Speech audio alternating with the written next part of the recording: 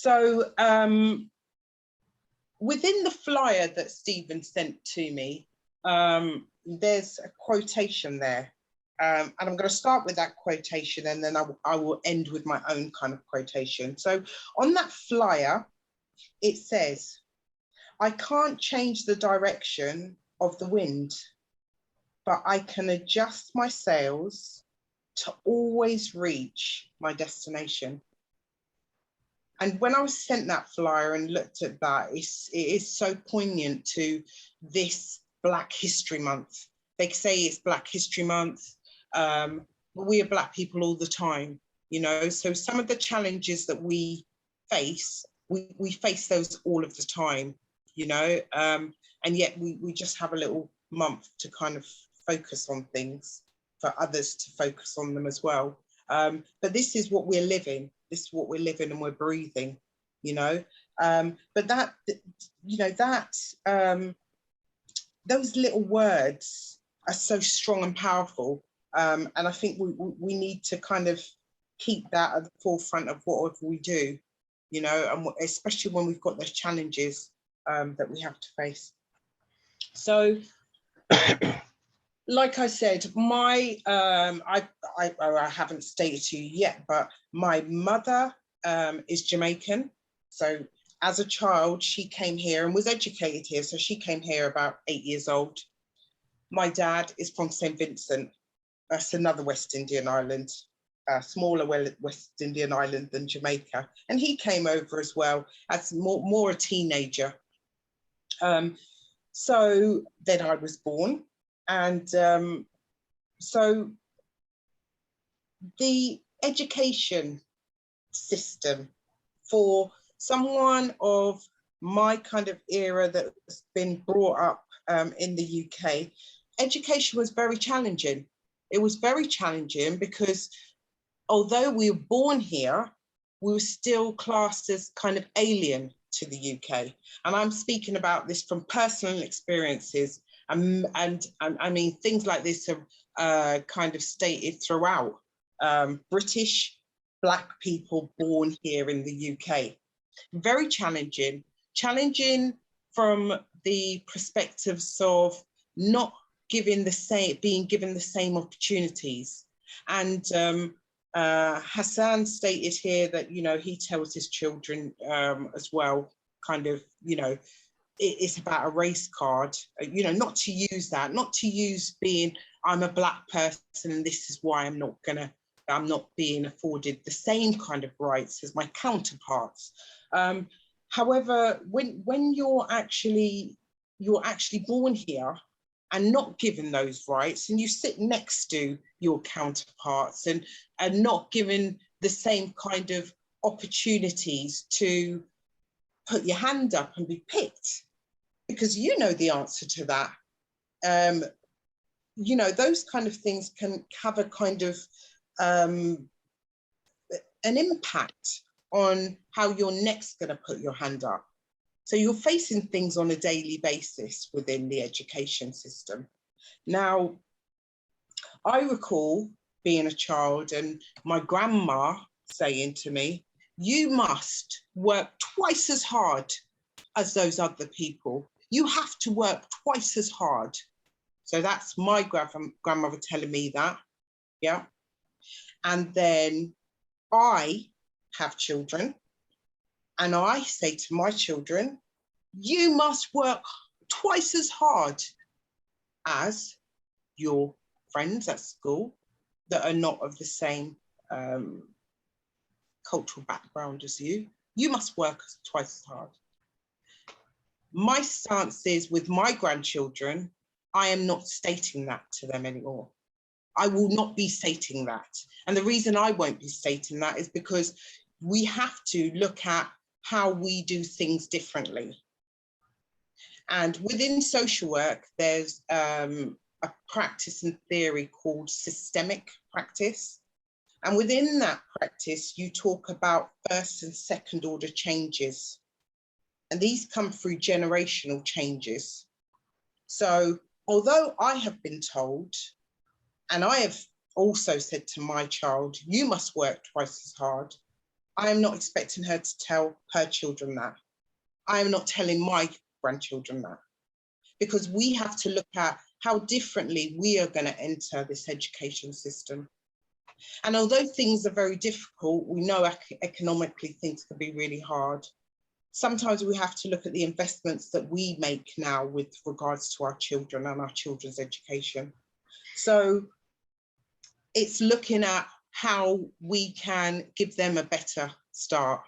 So my grandchildren we look at private education, okay, to give them those different kind of chances. I'm not going to say that even within that private sector that they're not going to have some of the challenges that I have faced or my daughter has faced in the past, but it's trying to re-look at things and trying to reinvent them. And like I said, looking at a second order change. I've made a first order change, and I'm wanting my child to make a second one with her children. Yeah, so, you know, that's how I see things around the education system, in us trying to look at different ways. And we can support our children in doing more homework with them, you know, looking at Black schools, Saturday schools, trying to develop those. You know, when I was growing up, these things were in their infancy. They were only, you know, kind of thought about and not really properly put in process. But we can, if we network together, look at doing Saturday schools and things, you know, things of that nature to support our children, grandchildren, and so forth. You know, so it doesn't always have to be private, but, you know, we can work within a community on helping to make some changes. And I work very closely with my community, and, you know, those are things that we kind of look into. So then I'll come to looking at being a single mum. So when you know, family, how family can make changes. Being a single parent is a very hard thing to do. And looking at those changes again, how would I want changes for my child to be embedded, and to make sure that whatever kind of things I've had in my life, I want different to my child's. Now, on statistics, we had, sorry, I'm unsure of the name of the first person that I heard speaking, who gave us statistics. The statistics of single parenthood within the UK is huge. It's massive amongst the Black community. And we have to focus on that family, that element of family, so that we, within numbers, within our family unit, we can kind of come about change. Yeah. You know, being a single parent, not only, number one, are you looked out when you're Black? Number two, and that's a disadvantage. Number two is the area that you live in. And I saw on those statistics about areas that certain people, Black people, might live in.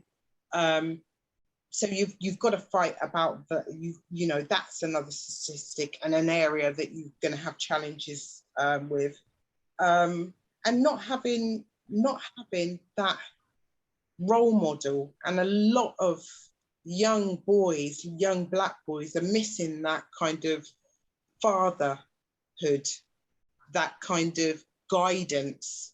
And I think that's an area, you know, where we can develop as Black people, we can develop on, in having mentors of, you know, it's not, yes, it's somebody's choice if they've, you know, had a child and, you know, they're not with that person, or yes, it is their choice, but we as a community need to hold fire on the judgment and see how we can support. And that's a lot of Black men are very established and very knowledgeable in the ways of the world, economics, education are very well sought, and they can take a little bit of time in nurturing and being there for our young Black males. You know, it's not their fault that they have been, you know, born and put into that situation. But I find a lot of Black people can have that kind of judgment. We need to come away from that, and we need to look at each other and embrace each other and see where we can help. And I think that there's an area of development for Black male mentors, as well as there are with female mentors. A lot of that. With regards to education, I'm a qualified social worker, so obviously I had to go to university to get my qualification. And within that, you know, there are, what I see now is there are many more Black people looking at social work, humanitarian kind of studies, media studies, and I find that welcoming, and that is something that is really needed, you know. Within university, it can be difficult in looking at the challenges again faced there. The opportunities for placement, I think now there's more varieties of placement for people to be put on so that they can complete their qualifications. But I think there's more needed from our community. I work for an organisation that is in the private sector, and I have, because I'm a practice educator for social work, I have a cohort of students, sometimes up to 10 students. And what I want from their placement with our company and with myself is that when they're doing their actual professional, when they're professionally established, that they go out there and actually embrace the profession that they've gone to work towards, and help and assist the people that are senior care managers at areas of assessment that take place for children within the Black community. Because what happens is there is a disadvantage when it comes to those children who are in care, who are from Black and ethnic minorities. And I'm hoping that the social workers that I actually have practice assessed, when they go out there into the workforce and they do their assessments with regards to Black children, that they pick out the things that are needed for those children. And that's to make sure that they have a good education plan, that they have a good plan with regards to their personal care. Because there are many children within the care system who go outside of their culture to be cared for. And because the social workers that are assigned to them aren't fully aware of their cultural heritage or anything about them, they're missing out on their education, and they're missing out their educational, their personal kind of needs. I've worked with children where there is a Black child and a counterpart, a white counterpart child. And I have had to argue that it is very important for this Black little girl to have her hair braided. It's very important in comparison to the little white girl that might want her hair blonde, because she's her hair's dark and she wants it dyed. So my role as a Black social worker is to have that defense and to have that knowledge and give it to others that this child does need to have her hair braided because it's part of her identity. And that's why it's really important for me as a practice educator for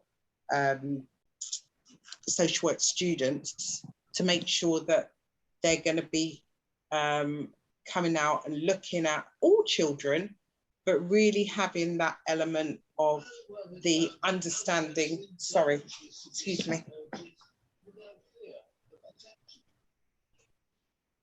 Excuse me, sorry, my TV just went on there. So that those social workers can identify the things that Black children will need in within the care system.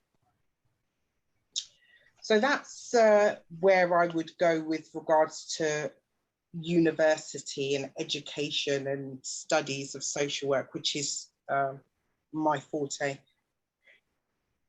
With regards to employment, and I heard again, not using, you know, a race card.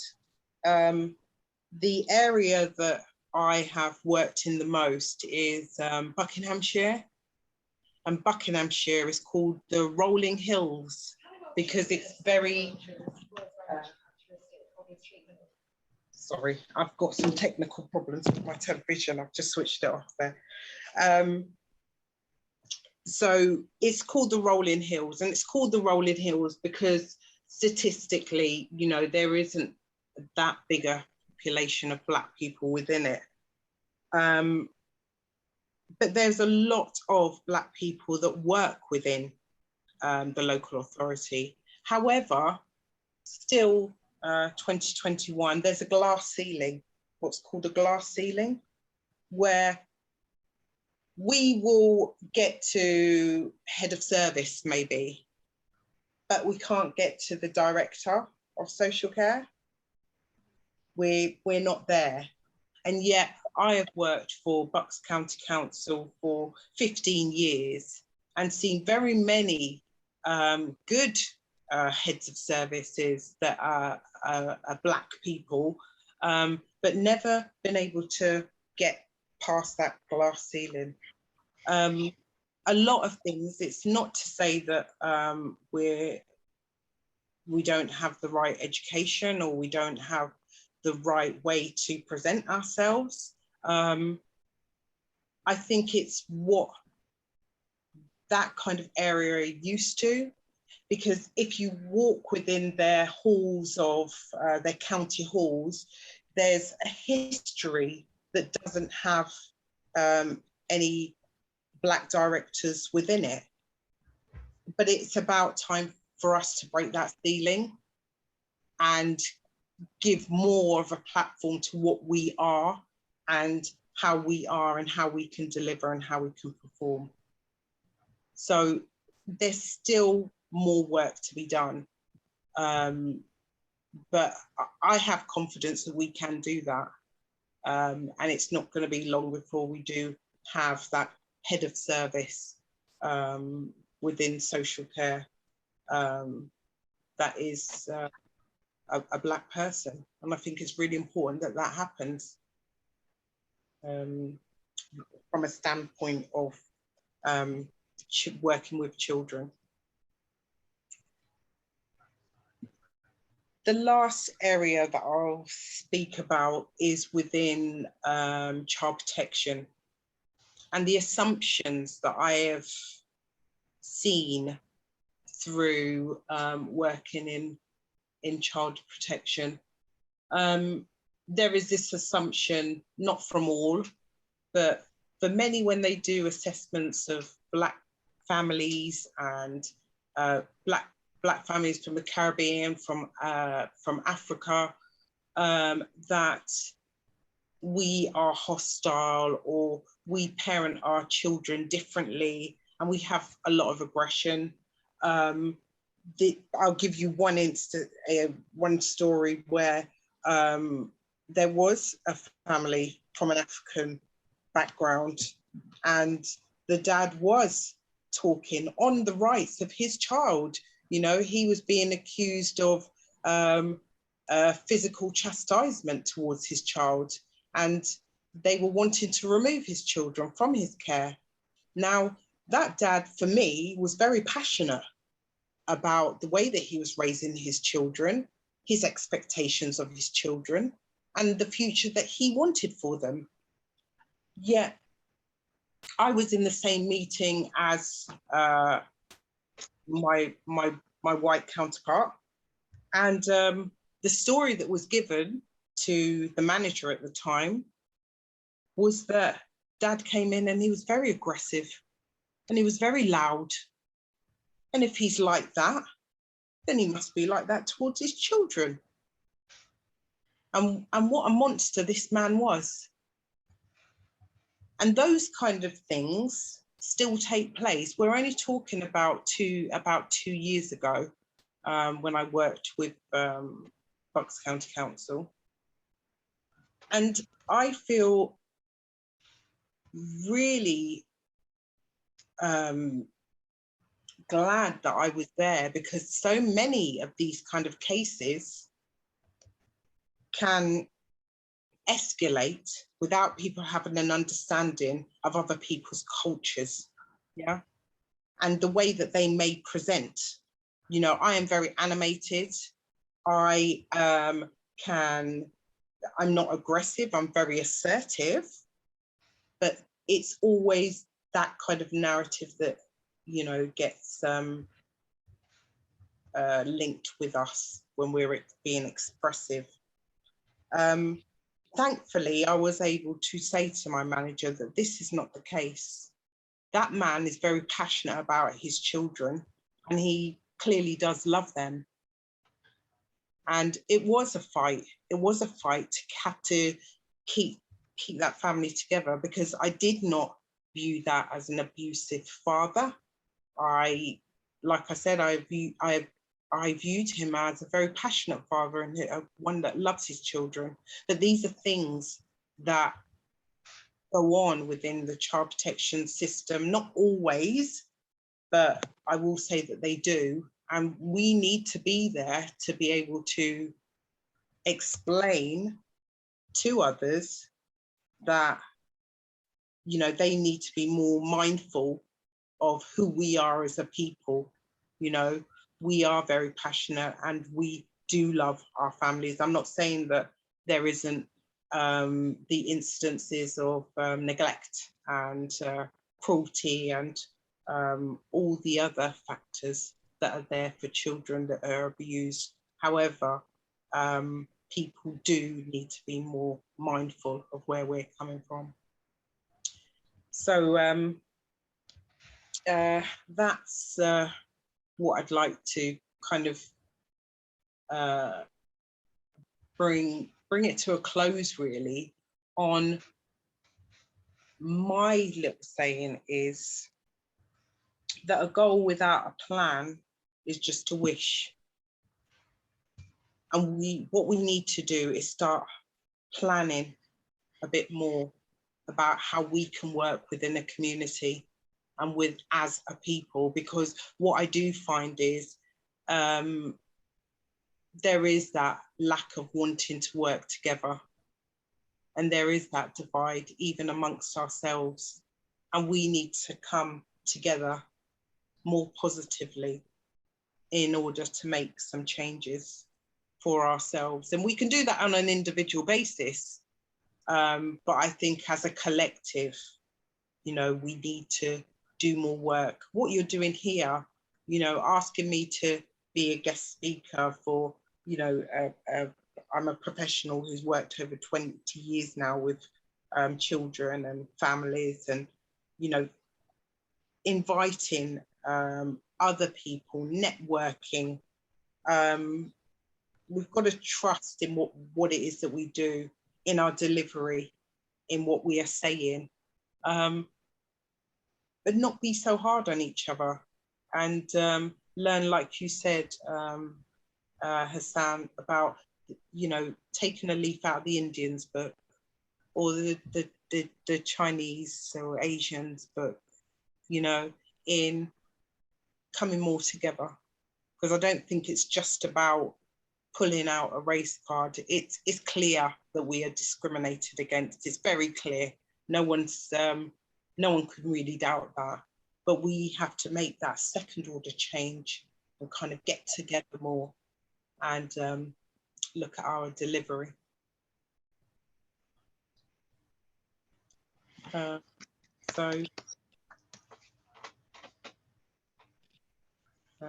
That ends mine today. I hope that was helpful. Thank you so much, Sally-Ann. That was absolutely wonderful. Thank you so much for your time. Thank you so much for your expertise and your willingness to come and share with us such insights about your work, what you do for the community, and like you put it at the very beginning, that this is a constant struggle, and it's what we face on a daily basis. We live with it, and yeah, we have only a month to kind of reflect as a nation, but we live with it every day. And I'm not putting it that way as a complaint. No, not by any means. But I'm just pointing out that it's something that touches us in a really personal way, and we do have different experiences of it, and that's why it's very important that when we come together, we kind of have all these different views, all these different facets. Let me call them facets, because we experience it in so many different ways. But I think it's very important to pull our resources together, to pull our thoughts together, to work together. And like you just pointed out at the very end, something that Hassan had alluded at the very beginning, about communities coming together, for instance, with the Indian communities, with the Chinese communities, who are also ethnic minorities, who are also faced with pretty much exactly the same that the Blacks are facing. But I think, in my opinion, part of their success story comes in the fact that they have pulled their resources together, they've pulled the communities together, and they've found ways to address individual issues. And I like the way Sally-Ann, you've kind of gone through individual, almost like every single point of the statistics that I put at the very beginning. Something to do with health, something to do with education, something to do with the economy, you know, housing and all that stuff, something to do with children and care in general. And I think it's very important sometimes to and I think Hassan might speak for himself, but I think that's possibly the point that Hassan was mentioning at the beginning. I think it's been very unfortunate, and at the very beginning, before most of you were in this group, we kind of had that conversation.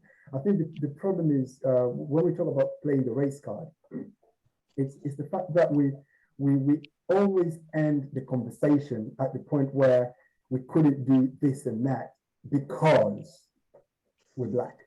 And the conversation ends there. And therefore we don't quite go farther and see right now, how do we navigate these things? How do we navigate this challenge? How do we overcome this challenge? What are the things that we can do and still make a difference, in spite of, because to run away from the notion that we have to wait until the barrier gets removed, as in that you don't have inequality, then you can make progress. But rather to say, right, now we have this barrier, how can we come together and overcome this barrier? And I think that's the point of these conversations, to kind of look at different ways. And I'm sure we all have experiences in this. We all have come across different situations that we had to navigate that space. Sally-Ann talked about taking kids to private school. That's one way of doing it. So you see a situation, right, what am I going to do about it? I'm just going to go around it. You know, give my child a much better education, give them a head start, if you like, and they can come across the other side better off than if they had tried to go through the situation head on in public school and face those discriminations that we've been mentioning from the beginning. Now, I know you guys have lots of different experiences, and I'd like to hear your ideas and your contribution to this. So I don't want to waste any time, but to open the floor and allow for some contributions from the delegates. So yeah, the floor is open. Just unmute yourself if there's something to say. Hassan, I see your hand up. You can go first. Yeah, I congratulate the lady Sally-Ann, and that was brilliant stuff anyway. And I commend her experience very much, because I've been in a similar situation anyway. All what she mentioned, I've been through it. Like somebody else has commented here. They said they send blacks to disciplinary because they shout, they say we're aggressive, a lot of other things. I've been through that before, and I've argued, and the unions have come in and they say, I used to tell them that that's my disposition. That's the way I speak. If I say something and you don't listen to me, and my emphasis will come hard down. That doesn't mean that I'm aggressive, but they don't believe it. That's why I mentioned earlier on. I said I couldn't agree with Sally Ann more, because I've been through it. I've seen it. All what she said, she's been in it, especially when it's in the same profession now. I ended up myself as well, because I couldn't get an engineering job when I came from Liverpool about how many years ago, because I was working for them in the engineering sector. I said, okay, I need to change. So I changed characters until I ended up in care, in supported living, and in mental health. And even I went to uni as well to do nursing, and I got kicked out for a reason that I don't want to mention here. But I've seen this before, and all what Salihan just said is absolutely fantastic. It's true. But then the end of the day, I'll come back to explain why I said we shouldn't raise the race card up. So I'll come back there. At the end of the day, we need to pull together, just as she said. That was fantastic. And we've already said it, and we discussed it with Mr. Victor Kuruma, and ever since we've been saying this before, we need to pull together. We should stop bickering when we have a little bit of problem and we go about gossiping each other. They like it that way. They want us to fight amongst ourselves so that their power game can succeed. So obviously, the reason why I come back to what I said about the power game. I never give up. I never give up a fight. I work as a team, and if I cannot work as a team, I work alone. But I don't raise the race card up. But sometimes it goes wrong on my side. I was discriminated at a work hospital in Thornford Park. I won't call the name directly. Anyway, I was called a wrong name, and I protested. And the guys who I was working together, they refused to give evidence, because they were there at the security post because it was their boss. And unluckily, because I didn't raise the race card up, this is the issue. Because I didn't raise the card up, I went to Acres, and when we went to court, and the court warned me straight away. Instead of, they said, we are not bringing the race card because you didn't bring it up. You didn't bring it up. You said you were terminated illegally, which was not, because I missed the point. I was on bank, so obviously I could leave the job as well as they can ask me out of the job anyway. So I missed them. Instead, they brought about 4 barristers to actually free their name because of what I said. So sometimes I get it wrong. I accept that, because I refuse to say it was race, because that comment would have actually fried the whole company down anyway.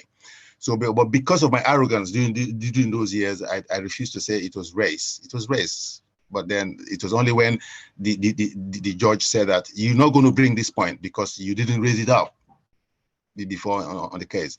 So I quite agree. The end story is all those facets of issues that you raise, and what Sanian raised as well, education, housing, they are all a matter of class and progress. You see, it's very difficult for us to acquire a decent house, especially when we are what we are, out of meager salaries.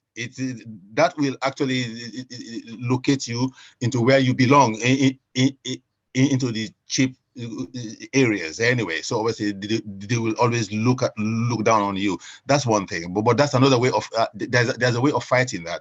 Like Salian said, we need to start investing in our children if we can, put them to private school. Even there she agreed as well. I was listening very carefully. They could still be discriminated there, but then there's no smooth running. There's no smooth way of actually getting out of this. There's no smooth way. We will encounter difficulties until we succeed.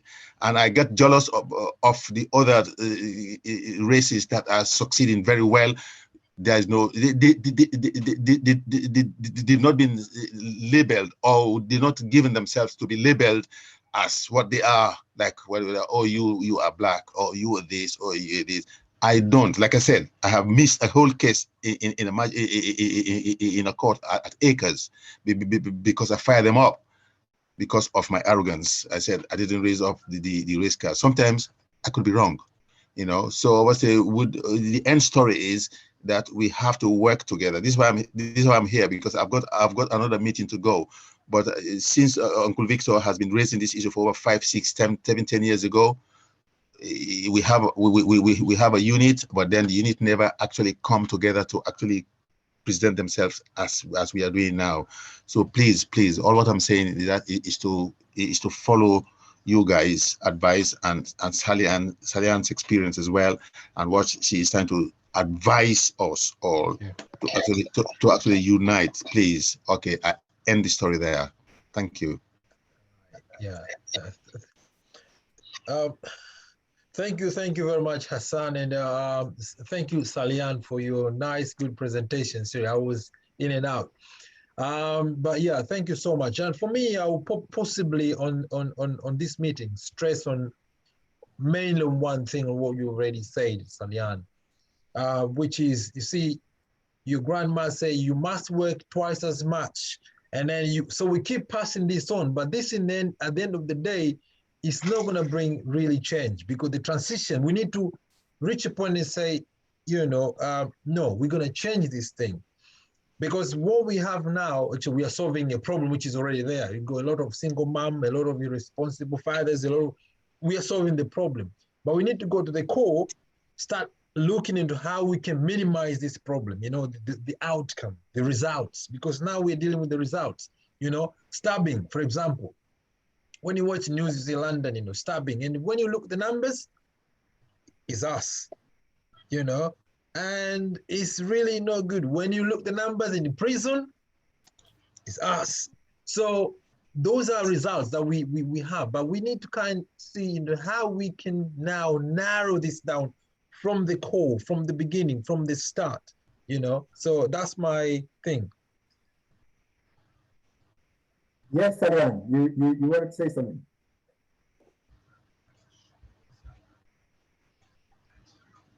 You're on mute, Sally-Ann. Is it? Yes, I just come over. I want to contribute a little bit. Sorry, I've been in and out all this time, but maybe I'll go through quickly what I was just. First of all, racism exists because God created us the way in order to understand each other's. Unfortunately, for human being, it has been reflected and taken in different and most of time negative way. The history has evidently has shown that if there is any race which is most victimized of racial discrimination, racial exploitation, has indeed a Black race, and to date, it is playing a big role in our life. Today, it is a big fight for a black person to build a trust on the white race. We know that if you go to the work or anywhere,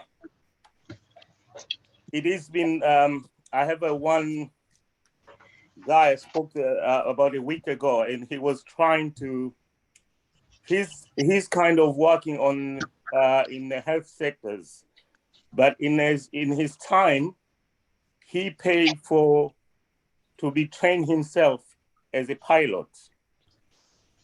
And most average of the time, he said people taking only 12 hours to be allowed to actually to fly solo themselves. But for him, it takes almost 40 hours because of the trust. Not because it's not capable of, but it because of the trust. So this is where we're facing it. It's not, this is everywhere you go, everywhere we in our life, it is the same. You're going there, You show that evidence that you can do it, but the trust it's taken a long time to build a trust. So I think, I don't know if we get this to this point, but what to do to face and fight misogynism and as a black race. I think it is there's a lot. You can fill up the books and books, but it's not there's no easy answer. But I think first of all it is being said, but it's to continue fight on the positive way.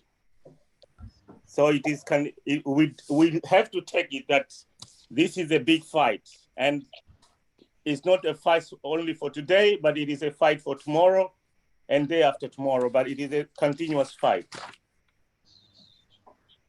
And also we have to continue prove to these people as well that God created us equal and believe to ourselves.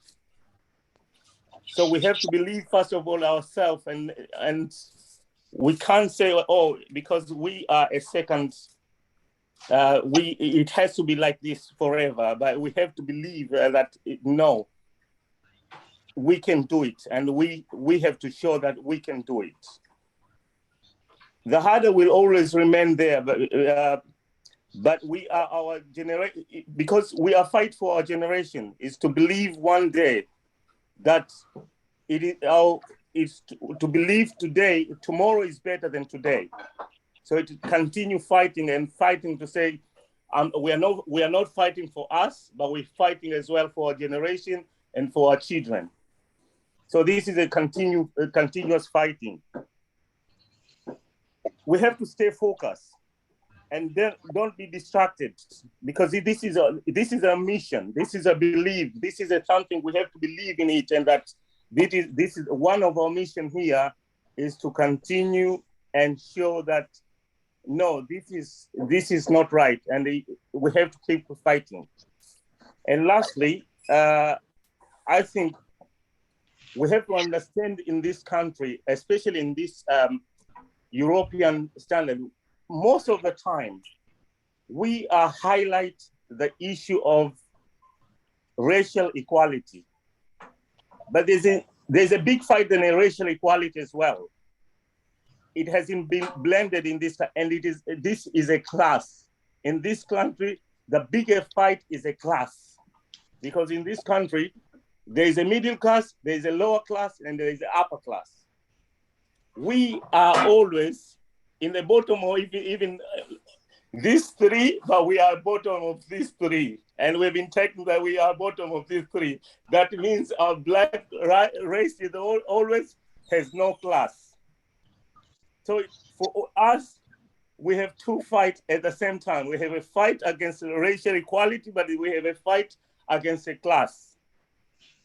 For example, if you're going and work in the Bank of England today, or if you're working the other big anywhere, you can find there's a class, and you're asking yourself, by the time you go there, people, they will look at you and say, where does it come from? So this is a kind of the fight we have. It's not all the time we're talking about a racial equality, a racial fight, but it is more than that. There's a fight against the class as well. Thank you. Thank you so much, Samir. Salian, you had something to say, so I'll yeah. I'm gonna have to leave now. Hi, I'm gonna have to leave now, but I just wanted to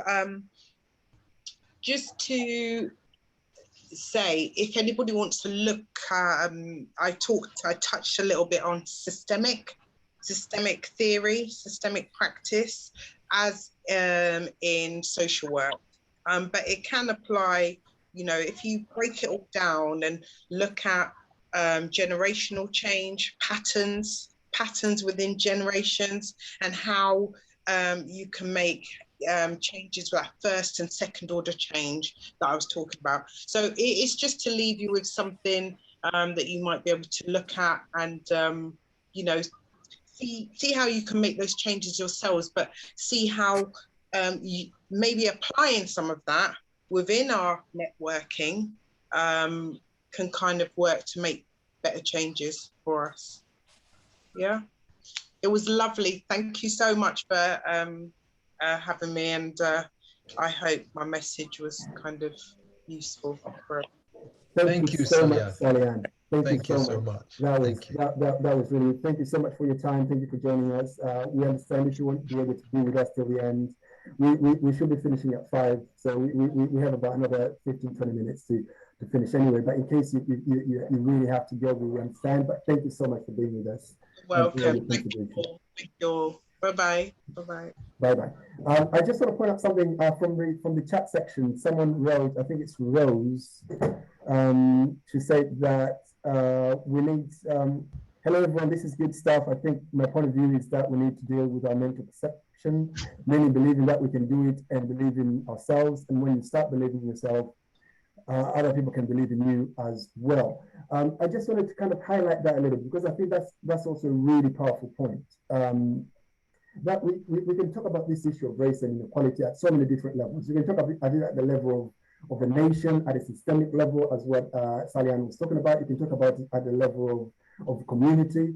We can even talk about it at an individual level. And I think one of the most powerful things when it comes to the individual level, and probably even at the community level, is the issue of mindset. I think sometimes we end up becoming victims of our own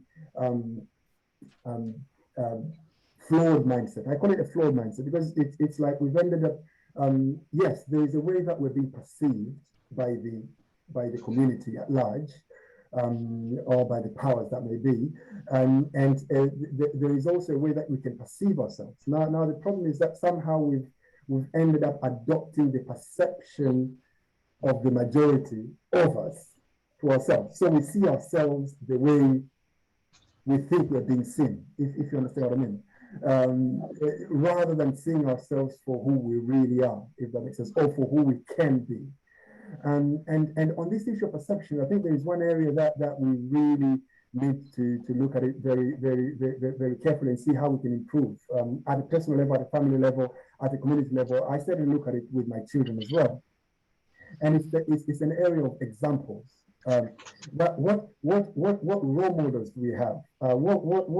What examples do we have in front of us that we can look and say, right, if these people have achieved, if these people have made it, if these people have done 1, 2, 3, then we can also do it.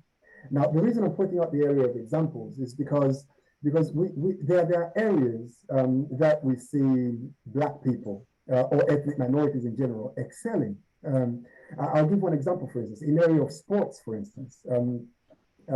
We see a lot of Black people excelling in those areas. You know, we see a lot of excellent Black footballers, for instance, or in other sports as well. We see them excelling in those areas. In areas of entertainment, for instance, we see them excelling. You have a lot of superstars who are of this race. So there is almost like an over-representation when it comes to those areas. And I ask myself, why? And I think part of the reason is the fact that there are role models everywhere. There are examples everywhere. From childhood, the child grows up looking up to people like, you know, the likes of Rashford and before that generation, the Andy Coles and all the Black football superstars. And with music, we have all these great musicians and superstars of all genres of music.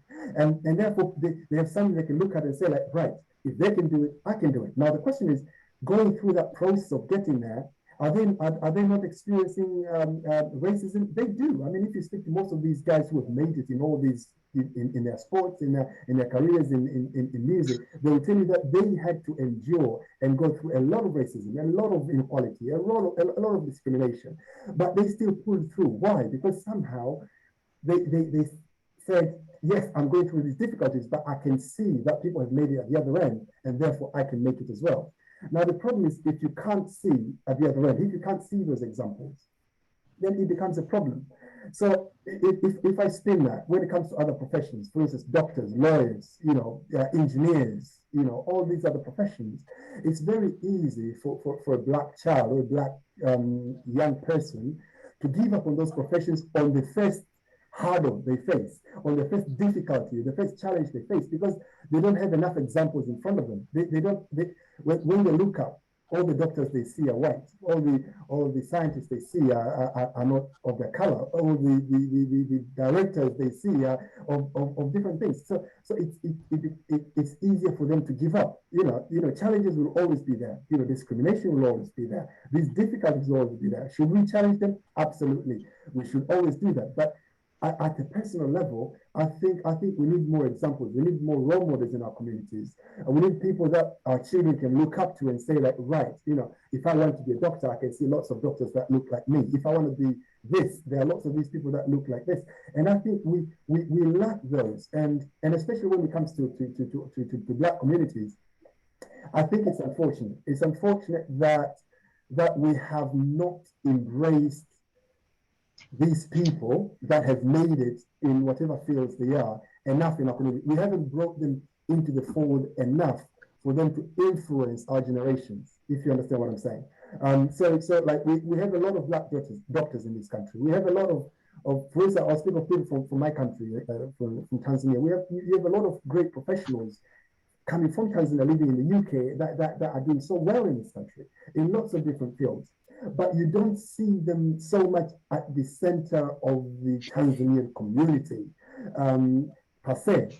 And to me, I think it's unfortunate, because then the younger generations, the generations that come, they don't benefit from that. They don't look at them and say, like, right, they're one of us, I can be like them, and get that inspiration. And I think it's an area that as a community, as families, we really need to look at and really try and develop that and have more of these examples, because we see that in Indian communities. You know, they celebrate the people that are successful. They bring them into the fold. The people that are so successful in their communities are the leaders of their communities, you know, because what do they want to do? They want to set the trend. They want to set the examples. They have the trailblazers. Do they face discrimination? Yes, they do. But they have the strength to overcome, because they have the examples. They have the role models, something they can look up and say, if they made it, we can make it. What do you guys think?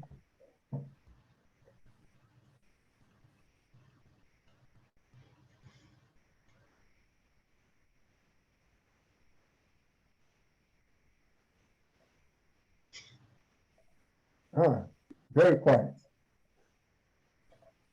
Yeah, it's very quiet, because you see,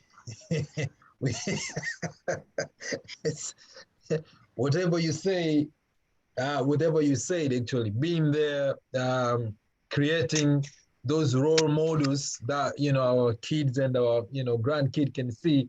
Well, it's a big challenge, as to say, because, well, you need to fight a lot of everything to reach there, you know. And then, as Salian says, some places are almost you know, blocked. You know, she said there's a white ceiling, you know, like a glass ceiling that, you know, you see the place, but you can't reach over there, you know, for, you know, whatever system that has been designed to be in a way. But, well, I believe that, you know, everything is possible, you know, because, you see, if you, for example, speak to South Africans back in them days, telling them there is a day that the Black man will be free, they'll say, no, I don't think that will come, because many died. But eventually, at the end of the day, it did happen. So it is possible. What do you think, Sister Jean? For me, first and foremost, I think I am not disputing that there is a challenge in race, and it's everywhere. Because even when the non-Black people go to Black communities where majority are Black, they also feel the same, like, because they could be the minority there.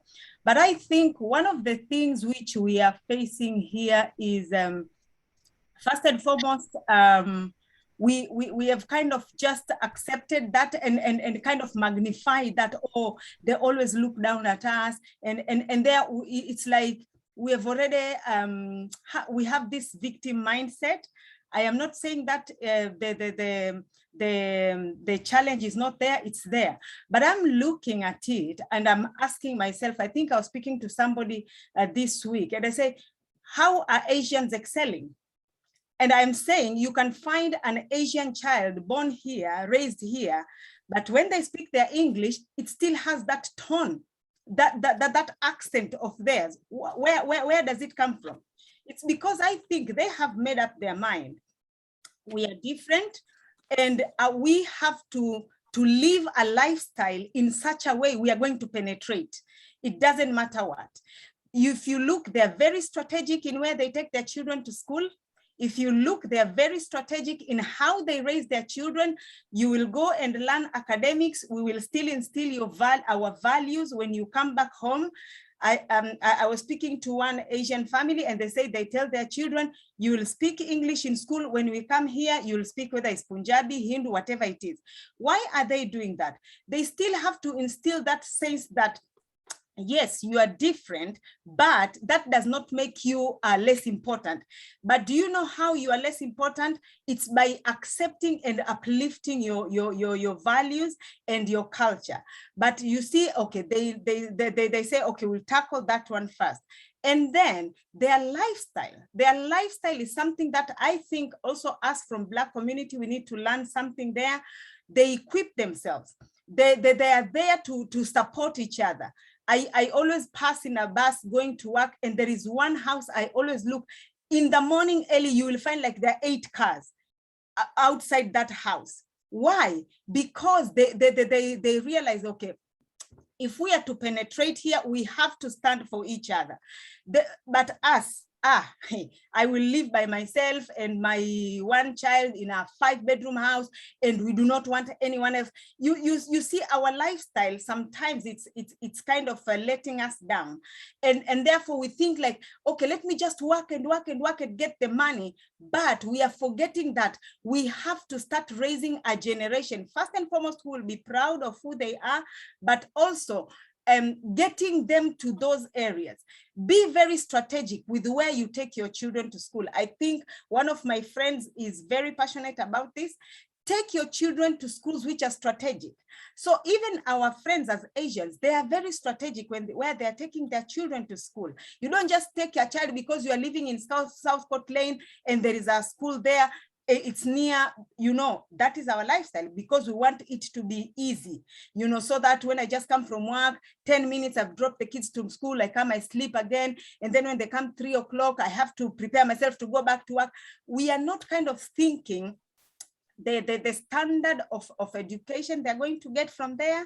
And before we realize, we are actually raising a people who will be also struggling into making it. And if you look, there are examples of a lot of Black people who have excelled. But if you look, they chose to live a separate and a different expensive lifestyle. I'm saying expensive because it could have costed them money. It could have costed them time. It could have costed them other luxury things to make sure that at least we didn't have this opportunity, but we are going to instill it to our children, and therefore they excel.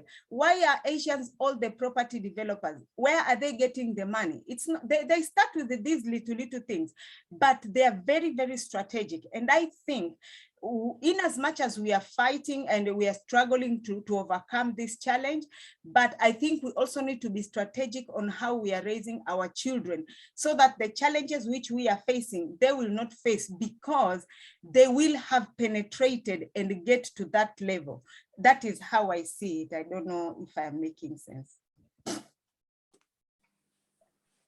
Thank you so much, Sister June.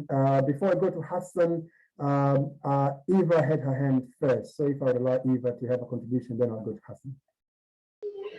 Thank you very much. I think June just wrapped it all very well. I really put touch on so many points. That's why I put my hand on, because I thought I don't want to repeat. But just one thing, as you said, about the leaders that we have in African society, and within our own small communities, I think as kudos I'll give you, the leaders on this group, you're doing very well to bring these discussions.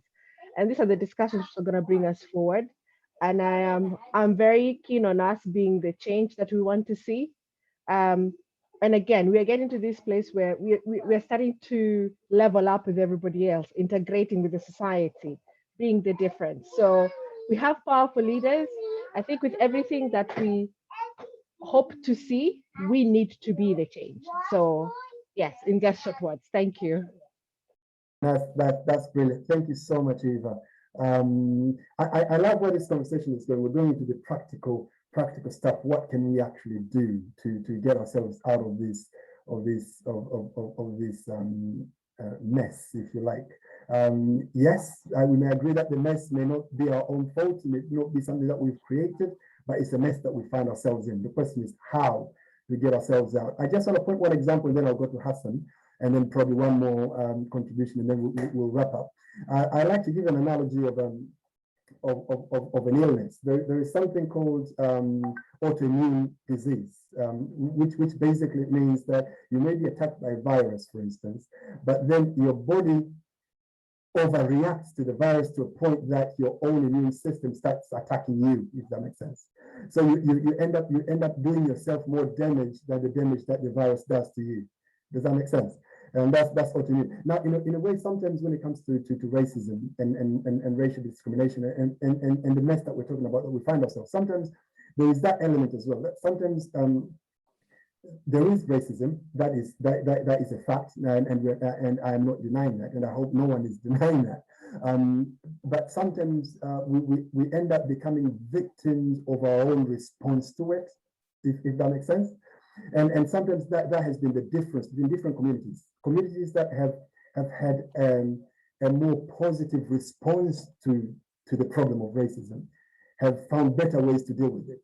But those that have responded more maligned, they've been more, it's almost like your response ends up, if anything, ends up alienating you even more. Because as minorities, you always find yourself in the fringes of the society. Why? Because you have the presiding culture. I mean, that's the fact. If you have 90% of people being of a certain culture, that culture is going to be the predominant one. So as a minority, you end up in the fringes. Now, sometimes your reaction to the discrimination or the racism can push you further away to the fringes. And as a result, you end up being more affected by it than actually benefiting you. So it's very important to kind of look at these things in a way and be more objective and look at how you're being affected by it and try and address those issues individually.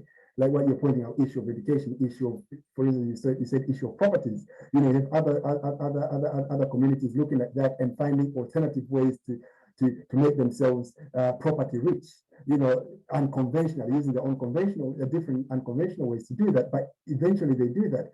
Is it right? It's not, you know, that they had to almost like go the long way around to get to their answers, but they do that because they've understood the problem and they've had a response that is positive to their benefit rather than doing things that can actually affect you even more. So I totally get that. Victimization can be a problem. Hassan, you had something to say. Are you there, Hassan? You're on mute.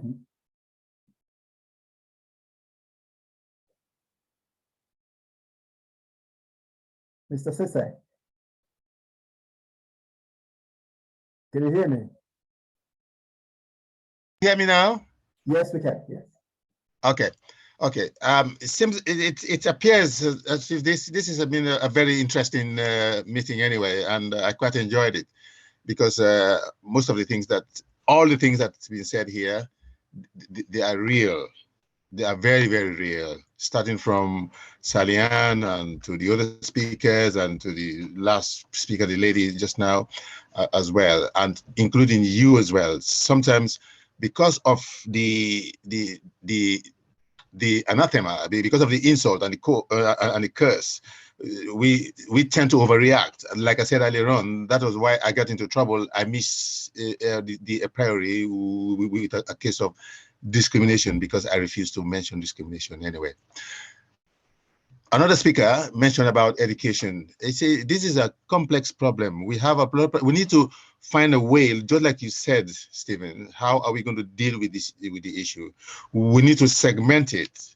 We need the housing and the education, and Salian said earlier on about mentors in our elderly team. How we're going to help our brothers and sisters of single parents and all the rest of it. It is a multifaceted issue anyway. So it's not going to be just one issue, but it can be one group.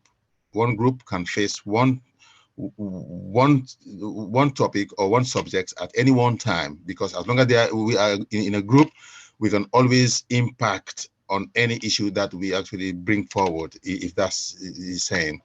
Education side, okay, I'm not going to go into that because that is very classic anyway, because not everybody can afford to take their children to a private school or private teachers. Like you said, it was only one Tanzanian lady that me and her were taking our children, our sons to moon tuition, which was very expensive. It was about one day a week, and for the term you're going to pay £500-600 one lesson per week. So, and you could see Japanese, Chinese, and Indians, a lot of other things. So we need to start considering investing in our children before ever we can start be able to find a way. We think about the 80-20%. 20% academic. That's how our system look at it up and down. Do your statistics. The 80% have to be street cleaners, the engineers, a lot of other things. So obviously, the system itself, because of the development program for any government and any system has a development plan, and the development plan is we cannot have more than 20% PhDs or lecturers or doctorates or whatever it is. Seeing that, even the disciplines like the legal system or the medical system, they carry a quota as well in every university because they support the universities. If they say we only want 20 students to do law, because they don't want to swamp the profession anyway. So we need to look at the structures that we're doing, so we fight into them. I may be wrong, those of you who did statistics and social studies and economics or whatever things, but I'm saying what I know, and I could be wrong though. But then it's every government, every system has got a system wherein it allows, and that's why I extended it and we argued it, we discussed it privately with some other colleagues as well. They pass in the buck. The police is blaming the parent is blaming the school, and the school is blaming the social worker. This because they don't allow we to even raise our voice against our children these days. They say, oh, that's bullying, oh, you are abusing your child. As Ms. Salian, correct me if I'm wrong, because if I raise my voice against my son, although I wouldn't invite you into my house to actually tell me I'm wrong. Okay, I'll tell him what I want to tell them, because I've seen an experience before when they did that to a Nigerian lady when she smacked her son, and the neighbor phoned in the police, and the police came in, and they said, oh, knock, knock, knock, he has to come in. Oh, we had that. The neighbor said that you were assaulting your son. And the poor woman called the poor boy, Ebu, come back. In front of them, she smacked her in the jaw, and she gave her 2 hands. He said, take me to the police. Take me. He said, this is a breaches. He's born breaches here. But this is why you have the misrule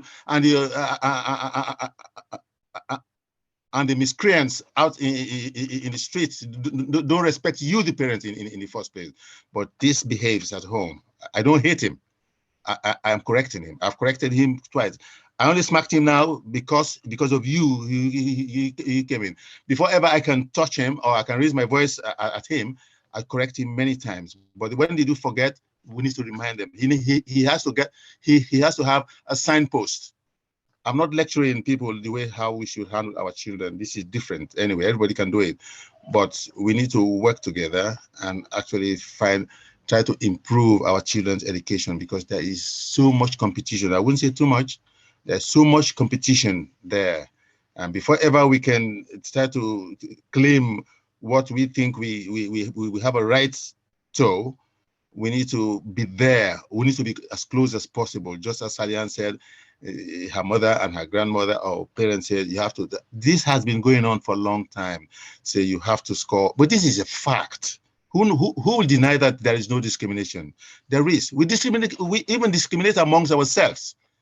It's a natural phenomenon anyway.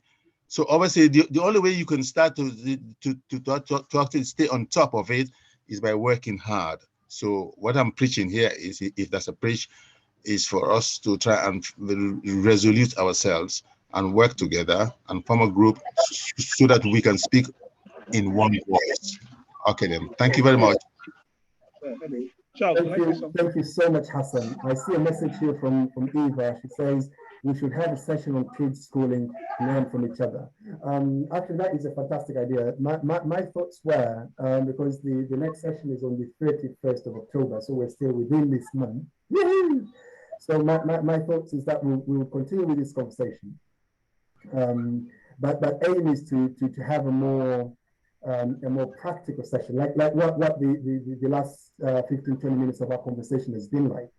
And I would like us to focus on areas, like I said, area of education, the area of housing and property, you know, the area of employment and career, and kind of have a bit of a practical discussion on where we are as a race, where we are as a community, and what we can do individually and as a community to try and improve those numbers, if you know what I mean. We saw those statistics. How can we improve those numbers in area of education, in area of employment and career, in area of business and economy and property ownership and those kind of things.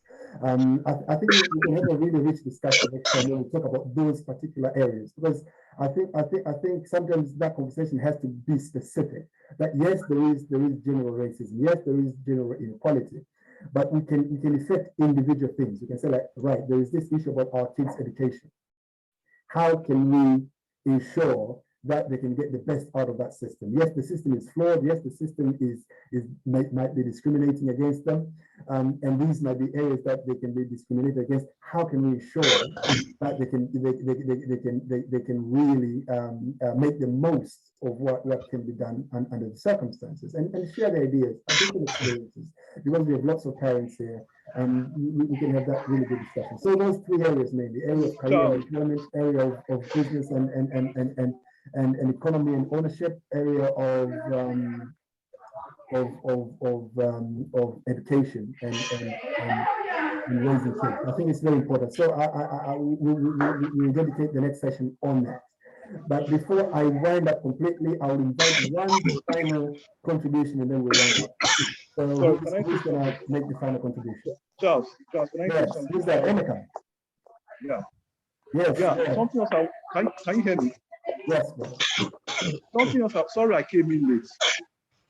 Sorry, I came in late. But one thing I want to say for Black people is that Black people need to work together as a unit and be supportive rather than being competitive. Because a lot of times we say Black Lives Matter, but are we really united as a community?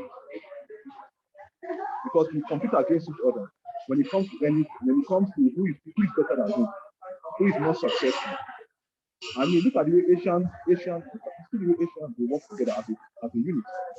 They are very supportive and they make it they go far. But in the Black community, we don't do that, which is really sad. So we need to work together more as a unit. That's what I have to say. Thank you so much, Emeka. Yeah, that's absolutely true, and we've heard that point from a lot of previous contributors as well. That this fight is not individual. You can't win it alone. We have to pull our resources together. In fact, even having a conversation like this is part of that. You know, having these conversations together, trying and brainstorm together and find out different ways that we can come together and help one another. Sharing ideas, things that work. You know, sharing of information. Information is a big thing.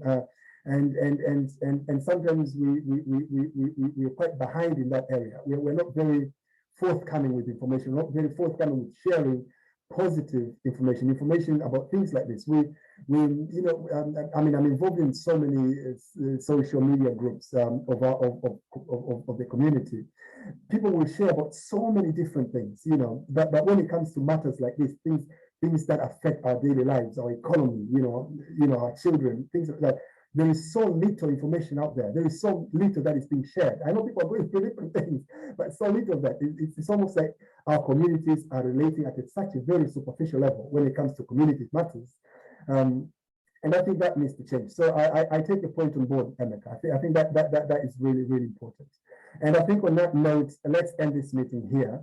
Thank you so much for coming. A lot of people have kind of come and gone. It's been a fantastic meeting. Salian was fantastic. She's already left, but she really raised some really important points, I think, which are going to be like a bedrock of our conversation next time in 2 weeks' time on areas of education, areas of property and ownership, and area of career development and employment. And I think we can have a really practical discussion on how, as a people and as individuals as well, and as families, we can really make a difference and share our ideas and see how we can come out of this rat race, if you like. Before I wind up, I'll invite Steve to have a final word, and then we'll call it today. Stephen. Yeah, I think the time is far more spent. Yeah, just to say thank you, everyone. Really, I just shared, and we're here. But I will encourage you, to make time for another time, because this is about us. To be honest, it's about us. It's about nobody else. It's about us. So please, when you have another one, create that time and then share the link to all other, so that we can come together. More than that, thank you, everyone, and have a fantastic week ahead.